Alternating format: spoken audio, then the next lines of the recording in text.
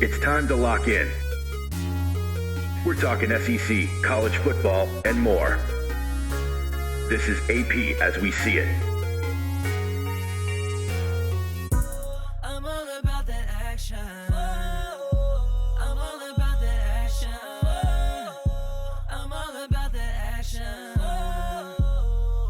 Hi, I'm AP Stedham from LA, Lower Alabama. This is AP As We See It, a weekly syndicated show discussing the SEC, college football, keeping an eye on the national college football scene and other sports. We'd like to welcome you to this edition live from Atlanta, Georgia, the 2025 SEC Football Media Days. We got our special guest. We'll introduce them.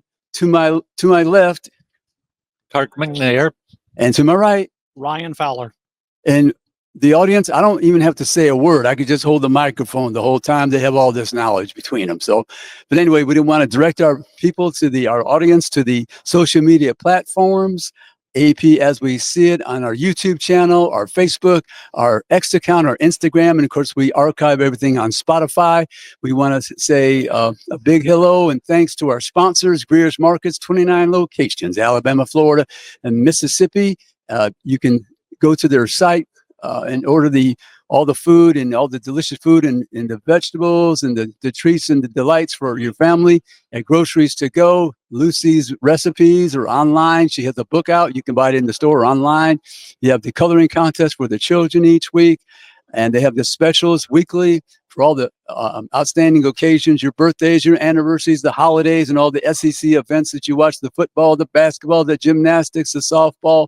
And remember, Greer's got it. They guarantee it. And we'd also like to say hello to our friends downtown Atlanta, the Cortland Grand Hotel, spacious rooms, the tropical scenery around the indoor pool, the fitness center, open 24 hours. It's near every important site in downtown Atlanta.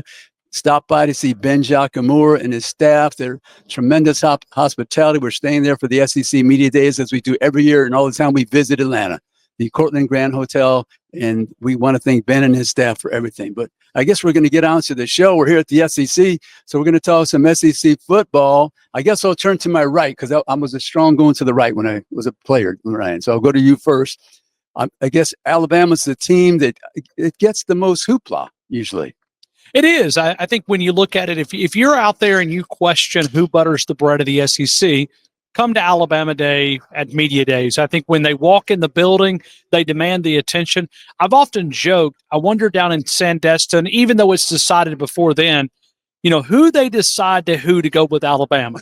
like, do they draw shortest straws? Do they look at it and say, all right, it's your punishment. You're in Greg Sankey's penalty box. You're going with Alabama today. And it seems like, unfortunately, for Mississippi State, they draw that draw quite often. But Alabama brought a lot of media attention, as they do. And, I was downstairs, and I kind of take a mental note in the main room, the number of questions the coach gets. And a lot of times the coach will be, they'll be prompt to ask, hey, any more questions? Or the moderator will say, any more questions? Well, let me just say this. DeBoer had about 30 he never got to. I mean, it was packed, and it was just local media. This was national media who want to hear what the Alabama coach has to say. And, I always think that's unique. I think when I first got in the business, a little bit over 20 years ago, that was the attention-grabbing moment for me, to walk in and see Alabama walk in and grab the attention. Texas, unfortunately, you can't buy that. It's not for sale. Not for sale, right? Kirk, you've been to many of these. Kirk McNair. Kirk, everyone. Everyone. Oh my gosh, Kirk, you should be in this Hall of Fame. Well, but it's been it's a great time of the year. We struggle through those months of no football. It seems to be interminable, and then SEC Media Days hits, and it's full speed ahead now until the national championship game. Mm-hmm. And of course, we have other things going on in football and other sports, obviously, but we all know what's number one in this part of the country. And in Alabama, I would agree, at SEC Media Days, no matter the location, Alabama has the most buzz, and it's has always been from day one. So it's never a surprise. And you mentioned DeBoer. in the main room, and up in the electronic room, same thing. Half the people in there, and it was a big crowd. Didn't get to ask a question. They ran out of time. So, and we'd seen Arnold and I'd seen many go through there where the moderator asked half the questions, some questions, and very few times that other than that all the questions weren't asked.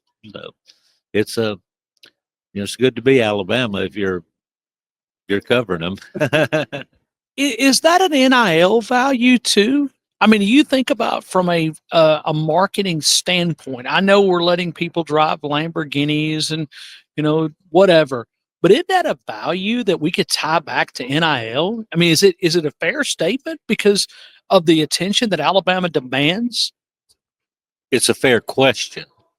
I think that NIL is such a black hole of trying to look into and see what all it may be, what guardrails may be put up.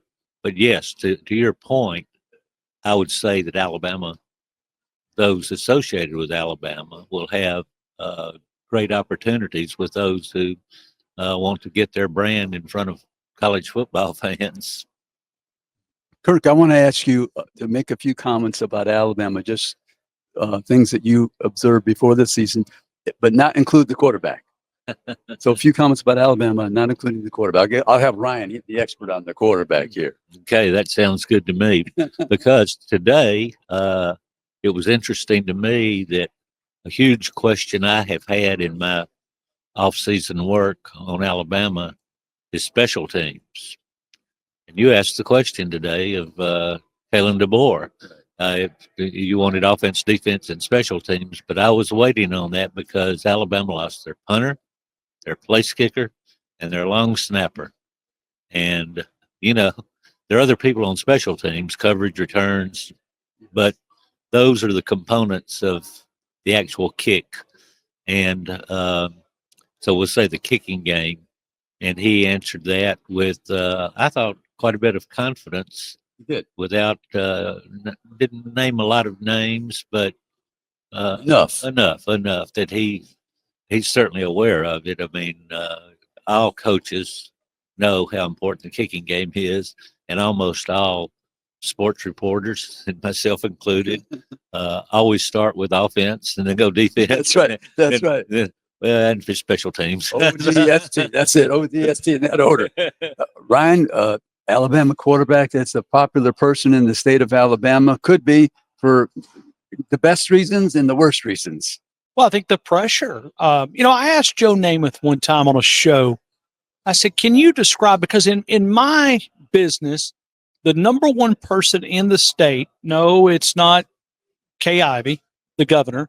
It's the head football coach at the University of Alabama. I think it's the most important voice in the state. And then number two is, I think it's the quarterback at Alabama. And some people agree, some people don't. But I asked Joe Namath one time if he could describe the pressure that it is to be quarterback of the University of Alabama, to be able to get that media attention we were talking about a couple of minutes ago. And he said, it's really hard to describe because of the pressure, not just from your teammates, but the role and responsibility. Ty Simpson, I think, has everything that you can make up in that quarterback role, but it's the pressure. I mean, we've watched so many great ones come to Tuscaloosa as a high school player, and for some reason they can't handle the pressure. I mean, we could go through different players that have come in, high-profile guys that just, I don't know if the pressure got to them. Now, is Kalen DeBoer going to be a little bit more of a quarterback-friendly offense? Possibly so. Maybe he wants his quarterbacks to play loose. I asked him the question about a game manager maybe a month and a half ago, and he said, I don't want a game manager. I mean, in his way, he's like, I'm looking for a playmaker. I'm not looking for a game changer. So I think if you were Nick Saban, this quarterback competition may have already been decided, because maybe it is Ty Simpson, the guy that would make the least amount of mistakes. As it is, with DeBoer wanting more, I no doubt think that Ty's up front, and I think he's out front by a pretty decent margin. But that doesn't mean that the other guys can't close the gap. I think it's why you have not seen them close the door. They want to keep that competition because it's healthy. But I think number two is can Ty Simpson handle it? When you're the man and you're the guy, the quarterback of the Crimson Tide, can you handle that pressure responsibility? That is to be determined. Yeah, that's one of the characteristics you have to play the position at the University of Alabama. We're in the last couple. Go ahead, I Kirk. thought it was real interesting too that DeBoer mentioned that keeping the competition open. People wondered why Ty Simpson maybe wasn't here, where every reporter who's here would have liked to have him brought Ty Simpson. That would have closed the competition, so he wasn't going to do that. No. And we're ending the segment talking about the Alabama quarterback. We're going to be back after these messages with Ryan Fowler to my right and Kirk McNair to my left. I'm just holding the microphone today, folks. So we're going to be right back with AP as we see it right after these messages.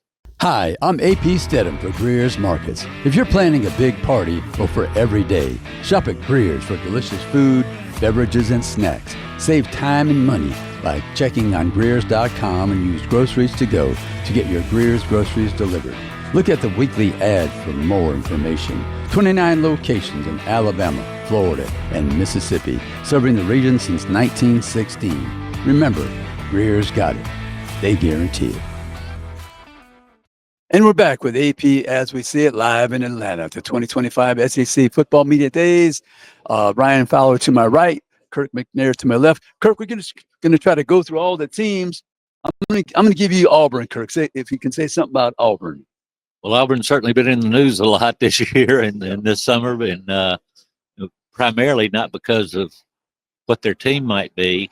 I think almost everyone agrees their team could be better. Challenging, they'll challenge people. Yeah, I think so. But it's it's been the other part of football, recruiting, that's been the main topic of conversation around Auburn. And it's a gamble. They think they've read it right. We'll find out. Yeah, that Jackson Arnold, he beat Alabama at the end of the season there after being benched, and they didn't know what to do with him out in Oklahoma. He hit the trail and came to the quarterback whisperer, Hugh Freeze. Well, I said, he better talk loud and talk to his quarterback because they need a quarterback this year. They got some nice receivers over there. Defensively, they're usually pretty good. So we'll see what Auburn does on the Plains. Ryan, let's talk about, let's say, Georgia. Well, we were talking about this yesterday. I thought Kirby Smart would fill the void of being the voice of college football. Because how many times have we went into a Nick Saban SEC Media Days and he was not asked about his team. He was asked about something around college football, somewhere he wanted to give an opinion, whether it was rule changes or whether it was, something happening. I thought Kirby was the guy. After listening to him yesterday, I'm not sure he is. Because I don't know if he has that demand that Coach Saban.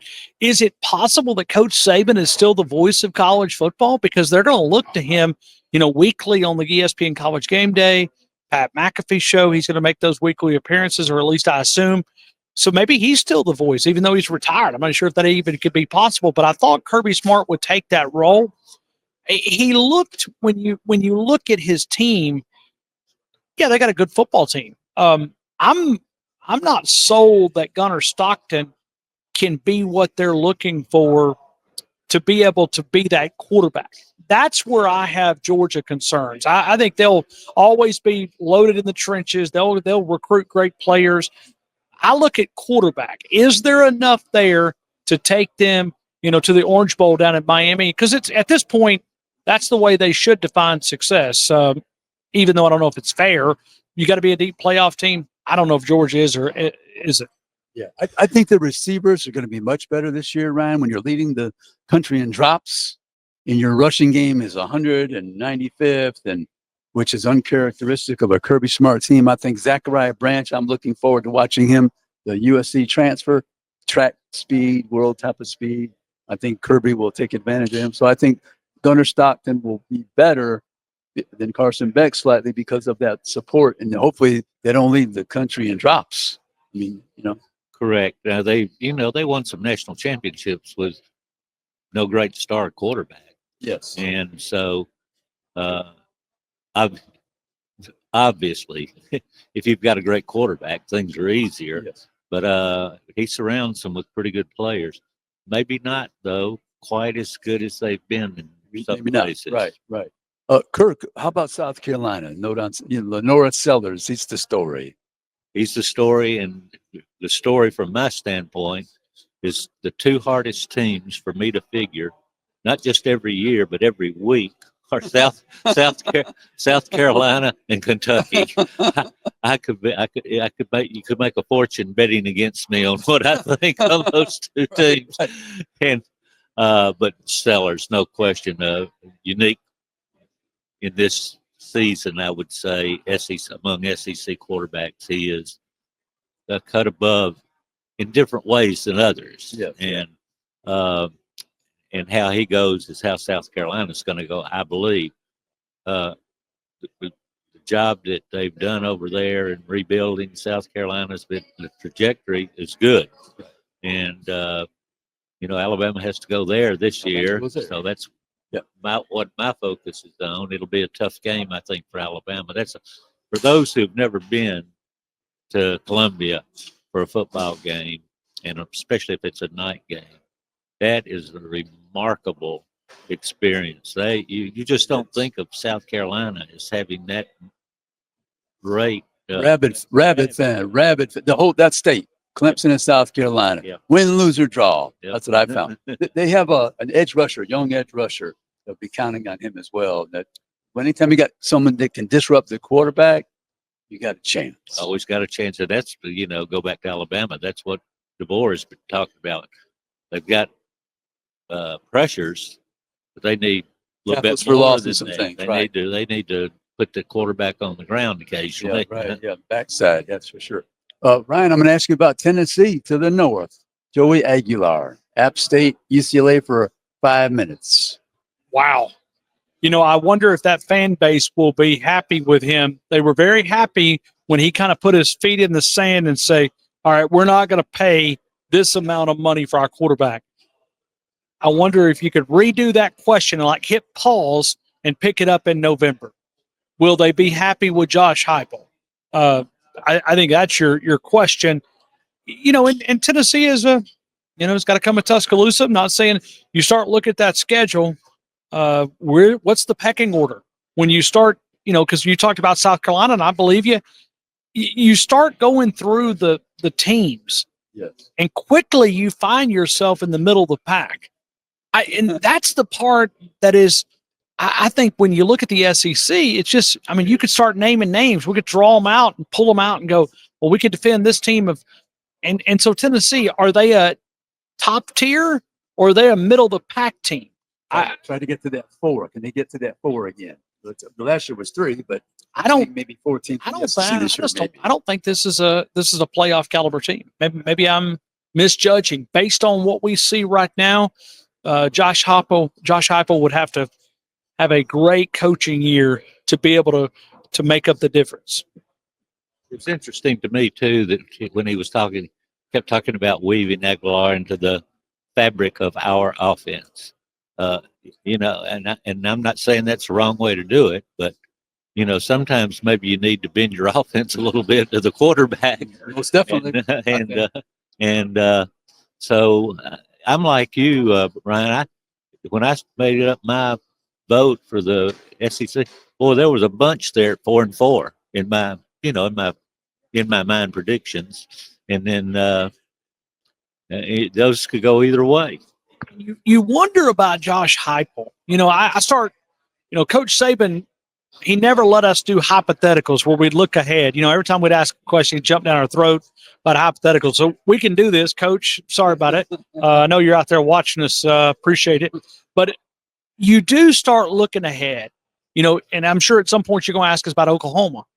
Brent Venables has got some pressure. Okay, if you're, and I know there was some burnt bridges with Josh Heupel, the way that it ended out there with Oklahoma. Yes. Do you start looking, if you're Oklahoma, do you go to Josh Heupel? Because I think Josh Heupel is a heck of a football coach. He has brought Tennessee back to a level of respect, and Oklahoma kind of needs that re-energized too. And I'm not trying to count Brent Venables out, But I look at it and I say, okay, I think he's got 8 starters on offense and 8 on defense coming back. That's a pretty good team. They're going to have to coach those guys up. And, the quarterback departs, you bring another guy in from Washington State. So we'll see. But you kind of start tying all these inner workings together. Could Josh Heupel return? Because money will solve a lot of issues. Burnt bridges or not burnt bridges, they'll build them back. Oh, yeah, we might as well mention Oklahoma. John Mateer, the quarterback, he's smooth. He was cool. I interviewed him at the Manning Passing Academy. I was impressed with his poise and his confidence level, and he fit that mold of a Oklahoma quarterback. And then they have Jaden Ott, a very good running back. I saw at Cal play against Auburn twice, couple thousand yards, 95 receptions, Ryan. That's a lot of receptions for a running back. And I think that coordinator from Washington State, which followed his quarterback, I think he'll utilize all of his skills.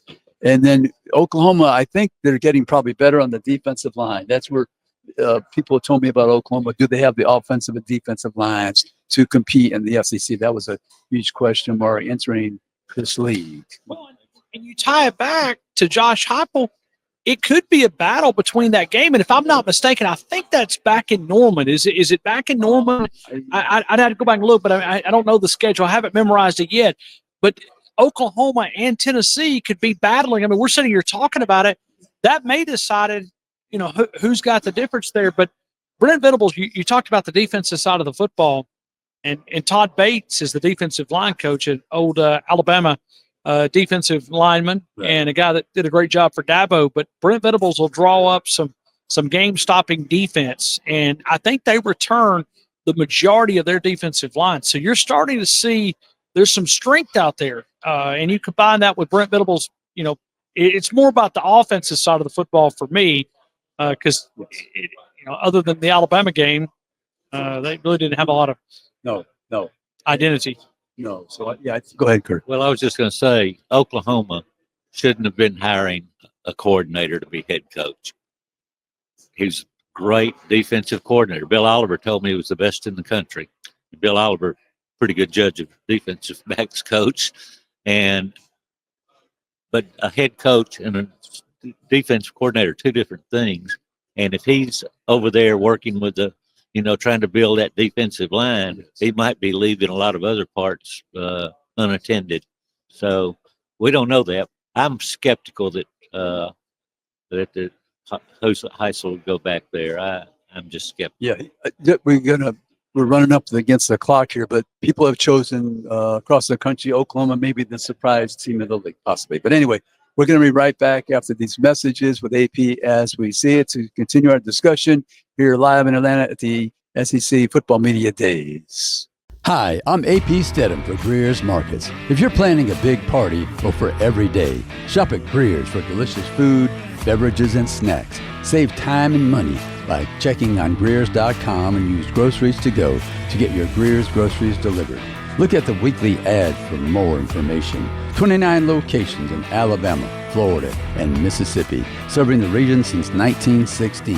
Remember, Greer's got it. They guarantee it. And we're back with AP as we see it. To my right, Ryan Fowler. To my left, Kirk McNair. Kirk, we're going to continue with the teams. Pick a team, Kirk. Which one would you like to discuss? Well, LSU.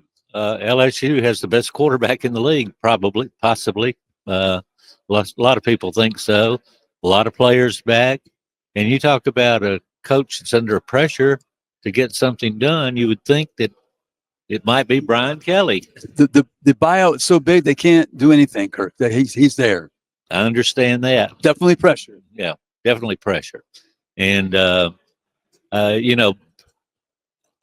just can't imagine LSU not winning 10 games ever under Brian Kelly. And he's a Hall of Fame coach before he arrived. He was a proven coach at Notre Dame. Well, he wouldn't have lasted at Notre Dame if he hadn't been. But I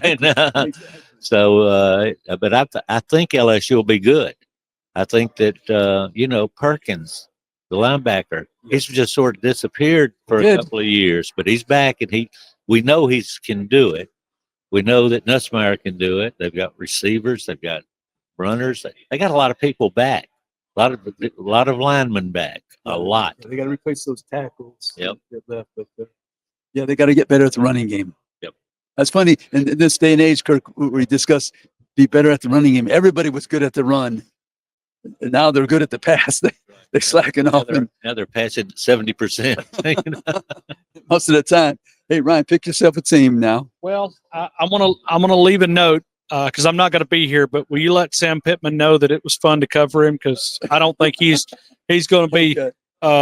I don't know that with that schedule. Arkansas. Yeah, Arkansas. Taylor Green and Bobby Petrino. You don't believe in them to I get to don't. a bowl again? No. I don't know where we're going for SEC Media Days next year. I haven't heard, but wherever we're going, I don't know. Sam. Yeah, I let him know I enjoyed it. Sam. He's a very friendly guy, yes. and they do, but it's all about wins. And if you talk to the local, which I love to do, that's my favorite part about this event is talking to the local people who cover them.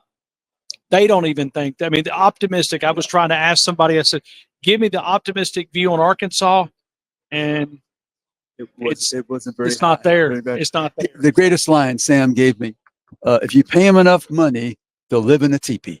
I love that line. But Kirk, pick a team now.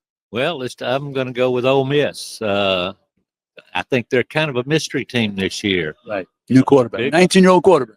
19-year-old quarter, big losses, but as usual, Lane went and got some players, and I'm sure he's a nightmare to play for defensive coordinators. And if the quarterback is all he's cracked up to be, I think that the Rebels could be contenders to some extent. I would not pick them to win the league. They're trying to stay in that top, get to that top tier. Actually, they were left out with that bad loss to Kentucky. That killed them. Here you go, Ryan. Well, I just got paid. I don't know if you guys realized that, but Texas came over here a couple of minutes ago. I'm going to take Texas. They're going to let me drive the Lamborghini. I got to say something nice about Texas. Okay. I like Sark a lot. Yeah. I think Sark's a really, really good football coach. I think we're putting it – I'm not saying that Arch Manning is not deserving of it because, he didn't ask for the attention. His last name is Manning. You look at Texas, they demand a lot of attention. I don't know, Kirk, you guys are better historians than I am. Y'all been covering this game a long time. Have you ever seen a Heisman favorite? And we're not talking about a guy that's in the top 5. We have a Heisman favorite. You can go to any sports book out in Las Vegas. Arch Manning is your favorite to win the Heisman Trophy. He started, 3 games? And it wasn't against quality competition. So I look at Texas. I think they've lost more. You look at the NFL draft, you could see some of that talent departing. I mean, Poor offensive lineman gone. but I mean, can you guys ever recall a Heisman favorite? I don't think so. Of course not. I mean, he's still trying to, learn his way. So other than this $100, I do appreciate it. It'll help me get the gas back to Tuscaloosa. I think we're overhyping Texas. I feel like we are. One thing that I took from Sark yesterday, and I was not aware of this, for the past 5 years, he's had the same offensive coordinator, defensive coordinator, special teams coordinator. Why haven't people been picking off his coordinators like they did Saban's, including Sark twice? I think Texas might have retained with some extra, possibly some financial. Might need that. Yeah, they might need that extra 100 there, Ryan. I don't know. Save that. Lamborghini. Another Lamborghini. Lamborghini. But anyway, Texas will be a contender. I think they will with Arch. I believe they will with the talent that they recruited. And Sark is a coach. Kirk, pick yourself a team. Okay, I'm going with Florida. Billy Napier, I thought he would be fired at the end of last year when I saw last year's schedule. I said they just given him a schedule to fire him. And, of course, he did a remark. I wouldn't have been surprised if he had been named Coach of the Year in the SEC for what he did last year against that schedule. Wasn't great, wasn't perfect, but it was pretty darn good considering. I think they fall back a little. And I don't know if it was the chip on the shoulder last year just looking at their roster, it's just and their schedule, Yeah. which is the DJ, same. DJ Lagway will have to play well, the quarterback. If he can be an outstanding player for them, then they have a chance, I think. Yeah, that would be, I would say, most optimistic. Yes. Okay, Ryan, pick yourself a team. All right, so we're just going to go Vanderbilt. Diego Pavia. Love that name, and he's love that name. Right? Well, I'll tell you what, the confidence and probably one of the most well-dressed individuals here earlier this week showed up, had a lot of confidence, but, he would – and I know he's kind of talk a little bit. They've obviously had a talk about making sure you say the right things because he was as censored as any player. He was asked about Ryan Williams and the sledgehammer and the ant and all this, and he didn't bite on it at all. I mean, he was not given any more bulletin board material. But I think when you look at Clark Lee, can he continue? Can he take what happened last year from a Vanderbilt standpoint and build off of? Can they now learn how to continue winning with him? It helps when you got a good quarterback, and he's a tough one, man, oh man. But I thought, judging by his swagger that he brought to media days, I was impressed with that young man because it's no doubt he's had a lot of success, and but they got to come at Tuscaloosa, and I'm sure revenge is on the mind, which is kind of hard to say from an Alabama perspective against Vanderbilt, but that's what you got to say. Low turnovers last year. I don't know if you can duplicate that, and Clark Lee is aware that he must be better with the offense and some third down plays and that type of thing. He's got a good tight end, Eli Stowers. Excellent. And that's a good third down option ordinarily in any offense. And Clark Lee, I think he's been good from the get-go and with the toughest job for all sorts of reasons, playing your home games and feeling like the visitor. So it's I don't think they're good enough to make a lot of noise, but I think everybody better be on alert when they play Vanderbilt. Hey, we got 2 minutes here, a minute and a half or so. Pick a team, Kirk. You got a team you could do in about a minute and a half. I'll do one real quick. Missouri, Eli Drinkwitz just continues to outperform all expectations, and he's got some good players. Got, I think, a good quarterback, and I think they will continue to be. You look up, and they've won 7 or 8 games. I've always thought of Missouri as the roller coaster team. 1 minute they can beat the Super Bowl champion. Next minute they can't beat the Division III school. Alabama has to go there this year. And they're bringing in that quarterback from Penn State. They paid a pretty good price for him, I think, too. That's the days. Where's that money, Ryan? That's it, right? But Ryan, can we look at Kentucky here in about a minute? Can we check them out? Well, you look at Stoops at what point does, what year is he up there? Is like, yeah. He's the dean. He's the senior coach of the league, right? I mean, when you start looking at him, they've been able to beat some teams that they're supposed to be able to beat, but then and pulled some upsets, but then they lose to teams. It's like they'll get over a hump and then they'll lose to a team that they're not supposed to lose to. And I think that's the difference between success and failure for them, is looking at trying to find the winnable games, winning all of those, and then continuing that upset. And then Kentucky would be a pretty good football team. So far, it seems like they've just not been consistent enough at doing that. That's the quarterback transfer heaven, right? Every year. Kentucky's got plenty of money up there, but it's not getting funneled to football. That's a hard issue thing for them. Yeah. Calzada, I think Calzada is going to be up there, right? Isn't Calzada the quarterback up at Kentucky? The transfer, he's been in a few places. It was the Incarnate Word, maybe the last couple, right? Right. Yeah, so Kentucky. But anyway, we're going to be back after these messages with a few more teams left, and maybe a special guest here. We'll be back in a few moments with AP as we see it. Hi, I'm AP Stedham for Greer's Markets. If you're planning a big party or for every day, shop at Greer's for delicious food, beverages, and snacks. Save time and money like checking on Greers.com and use Groceries to Go to get your Greers groceries delivered.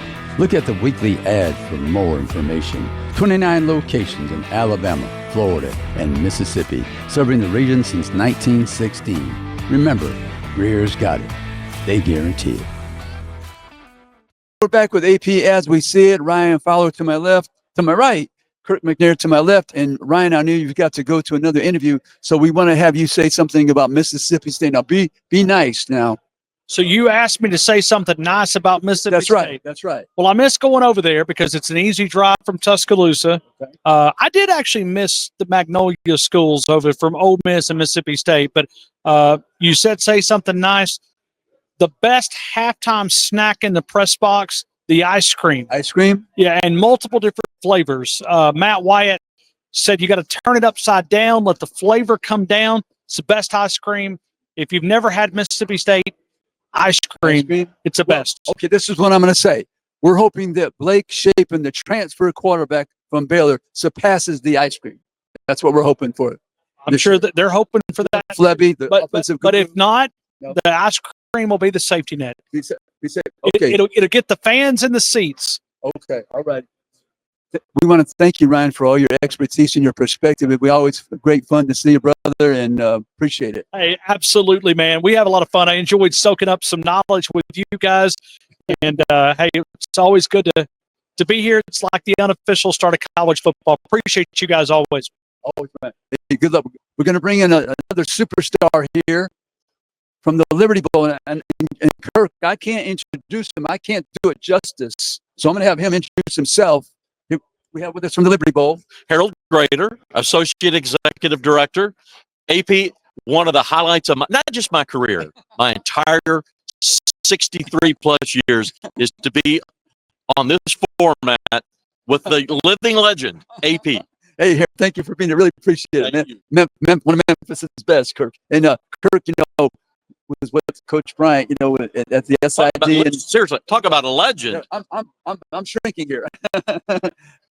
I'm at the table with two legends. But Memphis is a lot of memories for Alabama folks. Oh, you bet. And that's one of the things we do talk about at what is now known as the AutoZone Liberty Bowl. This is year 67 for us. And Alabama has been a big part of that. Coach Bryant in particular, Mal Moore, goes all the way back to the founding of the bowl game in Philadelphia in 1959, Alabama against Penn State. That was Coach Bryant's first of what would be 4 Liberty Bowl games. But here's a great trivia question. Now, you being you'll know this. Who holds the record for having coached in the most, what used to be known the Liberty Bowl, now AutoZone Liberty Bowl? What was that record? God, I have to think about that for a moment. Every team.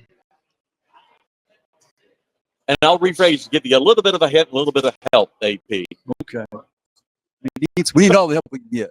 Coached in, maybe not have been the head coach. Big secret there. I just Paterno? oh, Not a head coach. Mal Moore, 5. Because he was Coach Bryant or participated in. Yeah. Coach Moore, I think, was a freshman or a sophomore on that 59 team. Coached in 3 with Coach Bryant, and then he was on the staff at Notre Dame with Jerry Faust. Yeah, I remember Boston College game. Yes, BC Notre Dame. So Rick didn't coach in 5, but he participated in 5. That is the record. I thought Paterno, being an assistant to Rip Engel, and then also the head coach. Yeah, but I didn't. As the years went along, Coach Moore, thankfully for us, had a great affection for the Liberty Bowl. The founder of our game, Bud Dudley, one of the legends in this business. Great friend of Coach Bryant's. Great friend. Yes, Villanova, I believe. And Noor in Philadelphia was the AD at Villanova. But that relationship with Coach Bryant, you could probably tell the story better than me about how that 82 Liberty Bowl game all came about. I know the history and the legends that I've been told. I'll tell my version. If it's not quite right, you correct me. You know, 82 was not a particularly great year by Alabama standards for that Alabama football team. And they were headed to a different bowl game. Then when Coach Bryant decided to retire, he called his great friend, Bud Dudley, and said, Bud, I'm going to retire. I want to make my last game in Memphis at the Liberty Bowl game. And then we all know what that turned out to be. I was a sophomore at what was then Memphis State, a young journalism student. Had the chance to cover that game. And there was media literally, I don't know if all over the world, but certainly all over the country. And I recall them having to pitch a tent out in the parking lot. Post-game press conference. They have the post-game press conference. And I remember Charlie Thornton was a part of that extravaganza from an Alabama side. And it was literally history in the making. And here I was, a 21, 22-year-old college student, getting to be a part of that and experience that. Yeah, you never forget it. I was there that night. And my parents, they flew down, and I flew down. They drove down. It was really important for my dad to be there, and it just brings some great memories, and I'll never forget it. Yeah, and was so fortunate to be there. I'll never forget how Memphis treated everybody. Absolutely. One of my other favorite stories. I heard this for the first time years ago from Terry Donahue. So we're talking the '76 Liberty Bowl game. That's right. Terry, young head coach at UCLA, might have been his first bowl game, not sure, but he was young, playing Alabama and Coach Bryant, and the weather was spectacular all week long. The day of the game, the temperatures plummet. So you have this team from California and all these California kids like, holy cow, what just happened to the temperatures? So as Terry told the story, they send the managers out to every outdoor store, hunting store, sporting goods, looking for long underwear. Right. So we get to game time or pregame, get to the stadium. Teams come out for pregame, and all the UCLA kids are all bundled up and everything. Coach Bryant sent his team out in pregame, cut off sleeves, the midriff jerseys, and it's cold. It's cold. And Terry says, in all respect to Coach Bryant, he said, the old man beat us in the pregame. He said the game was over. Our kids were psyched out. It was over.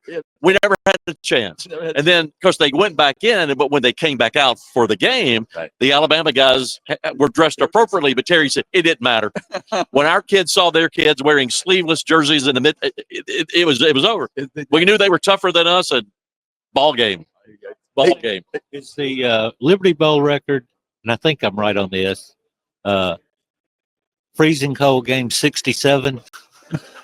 I would have to check the record book to verify that. But back in those days, cold ones. Coach Bryant said he had to ask for volunteers to go out for the second half in Philadelphia. Well, I would believe that, because that was one of the reasons Mr. Dudley wanted to move the game to the quote-unquote sunny, warm South, right? Hey, Harold, thank you very much. We just got to do one more team on our preview here. Kirk is going to preview Texas A&M for us. Listen in on this. See if you got a comment. All right, here we go. Texas A&M, Kirk. I'm always very high on Texas A&M, and certain years, particularly the pretty recent past, the coaching, I thought, let them down. I think Mike Elko is an excellent coach. Texas A&M is getting good players. They always have. And I think that they will, I may be overrating them again, but I think they'll be a contender for not necessarily for the college football playoff, but for a good bowl. And Liberty maybe, and Marcel Reed. Marcel Reed is the real deal. You heard Arch Manning talking about him this week. So it's I just like Texas A&M. I really do. They have been like one of those teams we've talked about, Kentucky. Just when you think they're getting over the hump, they have a boom. Yeah, and but again, I'm going to be high on the Aggies. Harold, you got anything you want to say about college football this year? We got about a minute or so remaining. Well, just to touch on that, I agree. I think you have Georgia, Alabama, Texas, LSU, the top four. Certainly we'll put A&M, Ole Miss maybe in that next cut. They get a break here or there. We'll see. I think Mike Elko is doing a great job, and he's a great fit for A&M. College football in general, look, a lot of stuff happening outside the stadiums, outside the line, so to speak. It's still the great game that we all love and are passionate about. Let's just get to Saturdays. Let's get to kickoff, push all of that out for a few hours, and enjoy, again, the great game that we love and we're passionate about. Looking forward to it. And for us at the AutoZone Liberty Bowl, it's year 67. 67. January 2nd, 3:30 Central kickoff, SEC versus the Big 12. Balmy weather guaranteed. Balmy. Yeah, bring me the sunscreen. The bombiest. Absolutely. Absolutely. Hey, we would like to thank our guests, Kirk and Ryan and Harold. We really appreciate it, having all these nice folks come by and felt sorry for us and help the show get along. AP as we see it, and we're here at the SEC Media Days in Atlanta, Georgia Live. We want to thank our sponsors, Greer's Markets and the Cortland Grand Hotel downtown in Atlanta. Ben Giacomo and his staff do an excellent job. And remember, Greer's got it. They guarantee it. We'll see you next week for another edition. I think we'll be at the Big Ten probably out in Las Vegas. We want to check all the teams out and watch our social media platforms, a YouTube channel. You can check all the interviews that we did this week and the photos on Facebook and all our other social media programs. So we'll see you next week with AP as we see it. Thank you very much.